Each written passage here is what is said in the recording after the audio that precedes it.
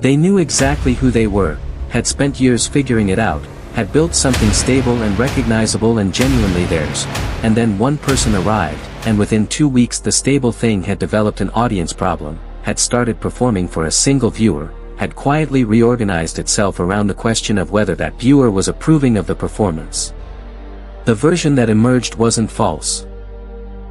It was a real part of them, but the wrong real part, the part selected for approval rather than for accuracy, the part that led with whatever it had calculated this particular person was most likely to value, rather than with whatever was actually most present. Liking someone doesn't change who you are, it changes which part of you gets sent into the room first, and that selection, made under pressure, is almost never the most honest one. If you want to understand exactly why this happens, hit that like button. Welcome to Unfiltered Adulthood, where we explore the quiet shifts that reshape us. Subscribe, and let's get back to the story. It didn't start as performance, it started as attention, which is a different thing, and the difference matters. In the first week, the attention was genuine, more present in conversations, more careful with words, more aware of the other person's reactions, more interested in the details of what they said and how they said it. This was not performance, this was the natural heightening that comes when something matters, the same heightening that produces good work and real listening and the particular quality of presence that makes another person feel genuinely seen. The problem was the second week, when the heightening tipped.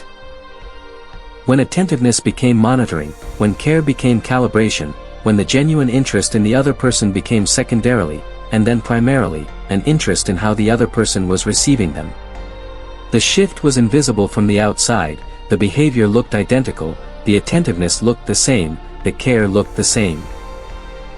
But the direction had reversed, had turned from outward to inward, from genuine curiosity about another person to the management of what another person was concluding about them, and that reversal changed the quality of everything that followed without changing its appearance. 14 conversations over 3 weeks, each one slightly more managed than the last, the editing accumulating gradually, the natural version receding slightly with each interaction as the calculated version expanded to fill the space. And the other person, receiving this, receiving what felt like engagement, receiving what looked like genuine interest, had no access to the machinery running underneath it, no way to know that the warmth arriving at them had been checked and adjusted before delivery. The calculated version wasn't cold, that's the important nuance, the thing that made it most difficult to identify and most difficult to stop.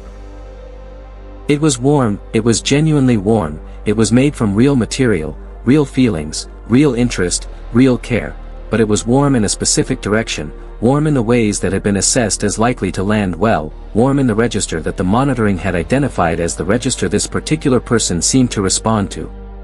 Genuine warmth and monitored warmth feel identical to the person receiving them.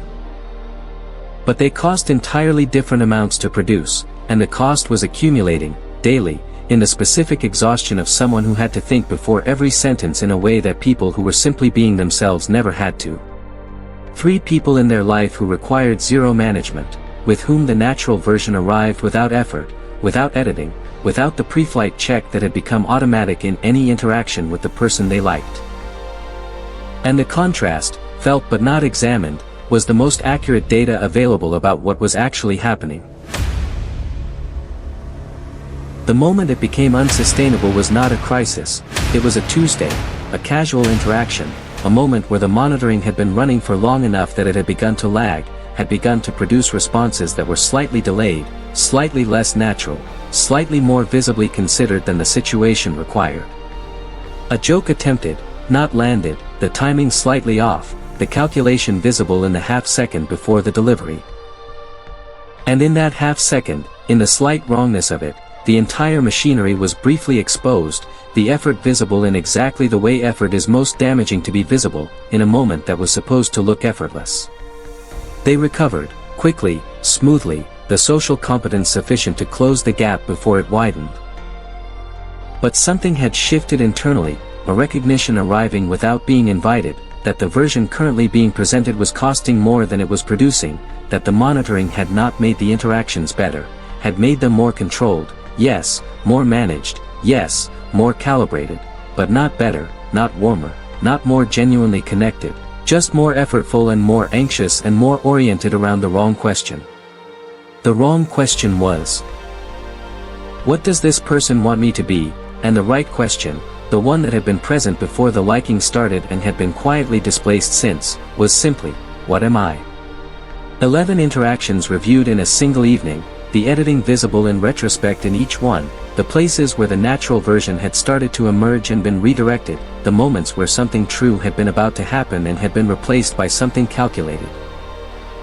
And the cumulative effect of those redirections was a 3-week-old version of themselves they no longer fully recognized, built from real material but assembled by a process they hadn't consented to, shaped by a fear they hadn't examined. The fear was specific. Not the general fear of rejection, but the more precise fear that if the unedited version showed up, fully, without the pre-flight check, it would be found insufficient by the one person whose finding had, without formal authorization, been given the power to matter most. The change didn't look like confidence, it looked like exhaustion, which is sometimes the same thing at the end of a long enough process. The monitoring had become too expensive to maintain. Not as a decision, not as a resolution, just as a practical fact, the energy required exceeding the energy available, the gap between the performed version and the actual version requiring more management than a single person could sustain across every interaction while also being present enough to actually connect. One conversation. Unplanned, low stakes, the person present but the monitoring temporarily offline, the specific conditions of tiredness and low pressure combining to produce an interaction where the natural version simply arrived before the calculated one had assembled itself, and something in that conversation landed differently, landed more accurately, landed with the specific weight of something true rather than something engineered. The other person noticed. Not consciously, not articulately, just in the quality of the response, the way the conversation moved after that moment, slightly more openly, slightly less formally, slightly more like two people actually in contact rather than one person in contact and one person managing the contact. The data from that conversation sat with them for several days. The contrast between the effortless version and the managed version, the difference in what each produced, the specific paradox that the version requiring the least effort had generated the most genuine response, and the implication of that data, uncomfortable and clear, was that the monitoring had been working against the thing it was designed to protect. Protecting against rejection by presenting a curated version produces a specific outcome. It produces connection with the curated version rather than with the actual one, which means any connection achieved is simultaneously a success and a failure, an arrival and a further departure, the thing wanted and a confirmation that it remains out of reach because what was received was not what actually needed receiving. The natural version was allowed into the next interaction. Not fully, not without residual anxiety, not without the occasional automatic reach for the monitoring that had become habitual, but more of it, more of the time, enough to change the quality of what was being offered and therefore what was possible to receive. This is not a story about the liking resolving. The other person's response to the natural version was not guaranteed. That was never the point, was never within reach of being controlled, had always been the variable that the monitoring had been attempting to manage and had never actually been capable of managing because no amount of curation changes the fundamental fact that another person's response is theirs to have. What changed was the relationship to the outcome.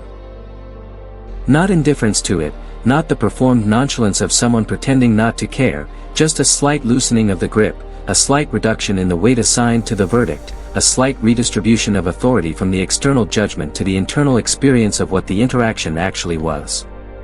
The monitoring reduced.